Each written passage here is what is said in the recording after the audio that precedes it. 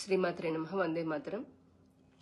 నిన్న కేంద్రంలో అంటే భారత ప్రభుత్వానికి జరిగినటువంటి కేబినెట్ మంత్రుల సమావేశంలో నరేంద్ర మోదీ గారు అధ్యక్షతన ఆంధ్రప్రదేశ్ రాష్ట్రంతో కలిపి ఆంధ్రప్రదేశ్కి ఒడిశాకి అలాగే పంజాబ్ రాష్ట్రాలకి కలిపి 4 సెమీ కండక్టర్ ప్రాజెక్టులను ఇవ్వడం జరిగింది.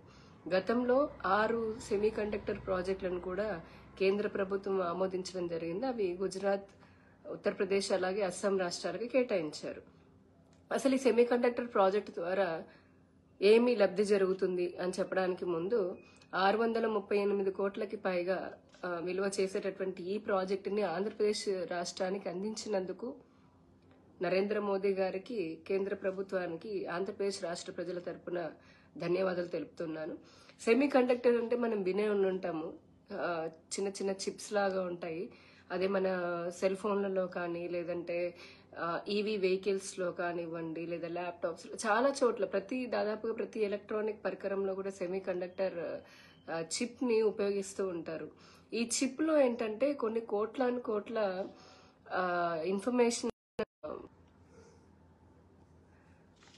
సో ఇప్పుడు మన రాష్ట్రానికి దీని ద్వారా కలగబోయేటటువంటి లాభం ఏంటంటే దీని ద్వారా ఎంఎస్ఎంఈ అంటే చిన్న సూక్ష్మ మధ్యతరగతి కంపెనీలు ఏవైతే ఉంటే పరిశ్రమలు, అవి సప్లై చైన్ లో ఉన్నటువంటి లాజిస్టిక్స్ లో ఉన్నటువంటి కంపెనీలకి పెద్ద ఎత్తున బిజినెస్ వ్యాపారం కూడా జరుగుతూ ఉంటుంది. అట్లాగే స్థానికంగా ఉన్నటువంటి ఎలక్ట్రానిక్స్ అసెంబ్లీ కానీ లేదంటే గనక ప్యాకేజింగ్ కానీ టెస్టింగ్ లో ఉన్నటువంటి కంపెనీలు ఏవైతే ఉంటాయో మన రాష్ట్రంలో సంబంధించి వారికి కూడా పెద్ద ఎత్తున వ్యాపారం రాబోతూ ఉన్నది. ఇకపోతే గనక ఇప్పుడు ఈ మొత్తము 10 కేంద్రాలను కలుపుకుంటే 1.6 లక్షల కోట్ల రూపాయల పెట్టుబడిని మన దేశానికి రాబోతుంది. దీనికంటే ముఖ్యంగా మన దేశము చిప్ల దిగుమతి గురించి తక్కువ ఆధారపడుతుంది.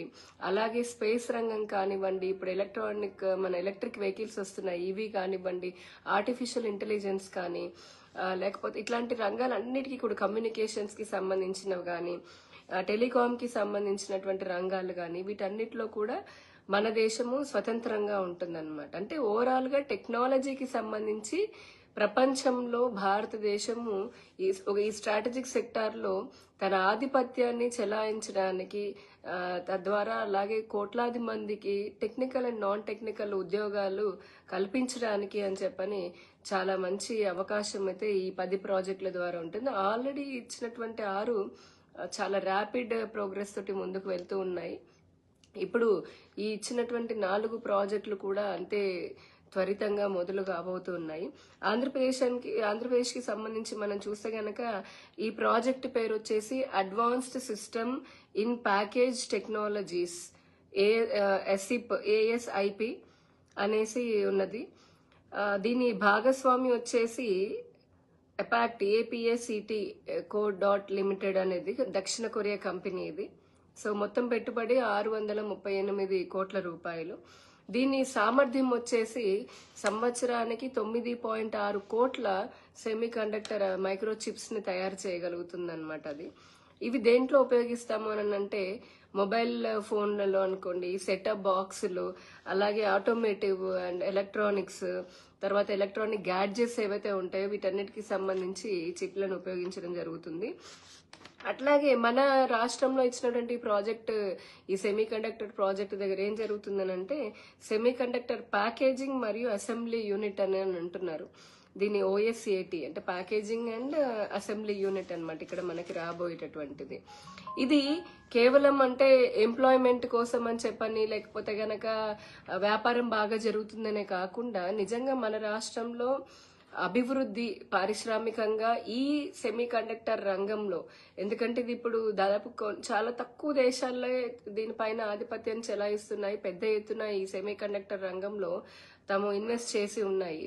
భారతదేశము 10 ప్రాజెక్టుల రూపంలో 1.6 లక్షల కోట్ల విలువ చేసే పెట్టుబడిని స్వీకరించి ఈ స్ట్రాటజిక్ రంగంలో ప్రపంచ స్థాయిలో మన దేశము గ్లోబల్ సప్లై చైన్ లో ముందు ఉండబోతోంది.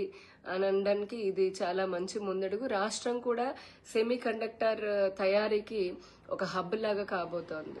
సో ఈ రంగానికి సంబంధించి లేదంటే దీనికి అనుబంధ రంగాల్లో ఉన్నటువంటి వారందరికీ కూడా ఇది ఒక మంచి అవకాశం లాగా జరగబోతోంది. ధన్యవాదాలు.